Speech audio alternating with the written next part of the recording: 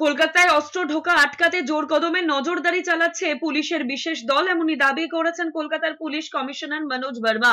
একই সঙ্গে তার দাবি, পুলিশের বিশেষ দল বিষয়টিতে নিরন্তর নজরদারি চালায় সবসময়। আলিপুর বডিগার্ড লাইন্সে কলকাতার পুলিশ কমিশনার বলেছেন, শহরে অস্ত্র ঢোকা আটকাতে পুলিশের বিশেষ দল রয়েছে, তারাই নজর রাখে। কোথা থেকে অস্ত্র আনা হচ্ছে নজর রাখা হয় সেদিকেও। এর পাশাপাশি থানাগুলিকেও প্রয়োজনীয় নির্দেশ দেওয়া হয়েছে। শিয়ালদার ঘটনাটি খতিয়ে দেখা হচ্ছে। গত শনিবার রাতে শিয়ালদা স্টেশন সংলগ্ন বৈঠকখানা বাজার এলাকা থেকে আগ্নেয়াস্ত্র সহ মোহাম্মদ ইসরায়েল খান নামে একজনকে গ্রেফতার করে কলকাতা পুলিশ। ধৃতের কাছ থেকে 5টি পিস্তল এবং 90 রাউন্ড কার্তুজ উদ্ধার করা হয়। প্রাথমিকভাবে লালবাজারের অনুমান, বিহারের মুঙ্গের থেকে ওই অস্ত্র আনা হয়েছিল। শহরের জনবহুল স্থান থেকে এভাবে অস্ত্র উদ্ধারের ঘটনায় প্রশ্ন উঠেছিল নিরাপত্তা নিয়ে।